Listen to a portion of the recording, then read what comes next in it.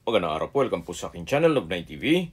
Patalasasan po, meron po ba kayong mga properties na napapabayaan or non-performing assets?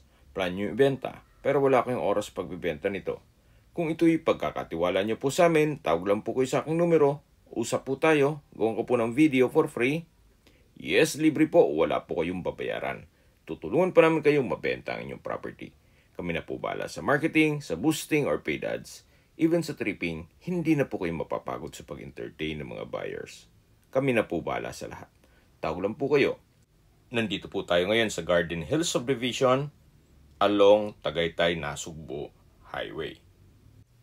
Meron po tayong bagong video presentation, isang residential property na may lot area na 258 square meters at meron pong bungalow house. Ito po yung kitchen area kung saan ito ay nakatal kitchen countertop. At dito naman po yung dining area, may kalat ng konti. At dito naman po yung common toilet and bath. Naka-tile bathroom wall, maayos naman ang toilet fixtures. At dito naman po yung kwarto. Meron po itong mga double deck at dalawang glass window with security grill. Meron pong wall-mounted electric fan. Then dito naman sa kabila ay yung stock room. Kung hindi naman po ganun kaselan at wala pa naman budget para sa isang maliit na bahay, pwede na po ito.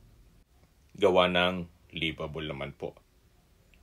So, labas po tayo para check natin ibang parte nitong property. Paglabas nyo po dito sa bahay, yan po matatanaw na ang steel gate. Nakabakod na po buong property at punong-puno po ito ng fruit-bearing trees. Ang kagandahan po dito sa ganitong sukat ng lupa, less maintenance. Then meron pong isang structure dito na may kubo na roof type. May tambayan dito sa baba. Then meron din pong common toilet and bath. May access na rin po dito ng tubig at kuryente. Tungkol naman po sa internet provider, meron na rin po dito sa area o sa subdivision, magpapakonect lang po kayo. Yan po yung perimeter fence o concrete fence. At ito naman po yung hagdan, papunta naman dito sa taas. Malaki naman po ang espasyo nito. Actually, pwede pa pong tulugan ito. Or kung ayaw nyo mang gawing tulugan ito, pwede naman gawing stock room. So, mula po dito sa kubo, yan po yung concrete fence at setback. Ito pong structure na naipakita ko sa inyo ay for free po yan. Binebenta po ito ni owner as lot only. At least kahit papano, meron pong mga libreng structure na o bahay dito sa loob. Yan po yung mga fruit-bearing trees, kung saan ito yung mga Thailand. Meron po ditong 5 puno ng langka, 9 na guyabano, 2 Carabao mango, 1 rambutan, 4 na suha, 1 kamyas, 2 atis, at 5 papaya. Actually, namumunga na po yan. Ang kagandahan po dito sa property to ay nasa loob ng isang subdivision. Kaya 24 hours po ang security.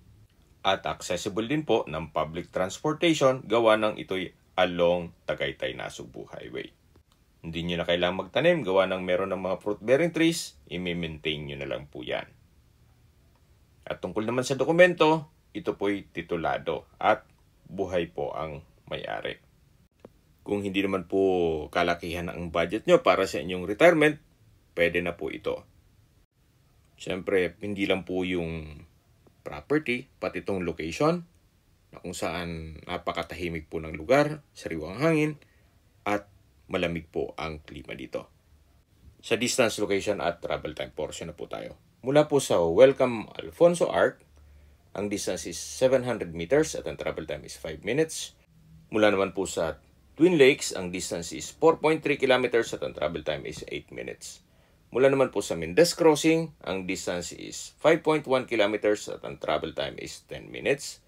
Mula naman po sa Tagaytay Rotonda, ang distance is 10.6 kilometers at ang travel time is 17 minutes. Sa Tagaytay Rotonda po ay kompleto na rin gaya ng hotels, restaurants, malls, banks, schools, church, at hospital. Yan po yung lagi kong binabagit sa inyo na dapat nyo i-consider sa paghanap ng property, yung meron pong malapit na hospital. Hindi ko naman po sinasabing sakitin kayo. Yan naman po for emergency purpose lang naman. At mula naman po sa Manila o sa airport, ang distance is 68.2 kilometers at ang travel time is 1 hour and 26 minutes. Mula naman po sa Calac Silang Interchange, ang distance is 27.4 kilometers at ang travel time is 56 minutes. Ang Calax po ay connecting South Luzon Expressway, Skyway, all the way to North Luzon Expressway at ibang parte ng Metro Manila. Okay, sa presyo na po tayo. Binebenta po ito ni owner sa halagang 3.8 million pesos. Net, ibig pong sabihin, si buyer na po ang sasagot sa lahat ng taxes at expenses with regards to documentation.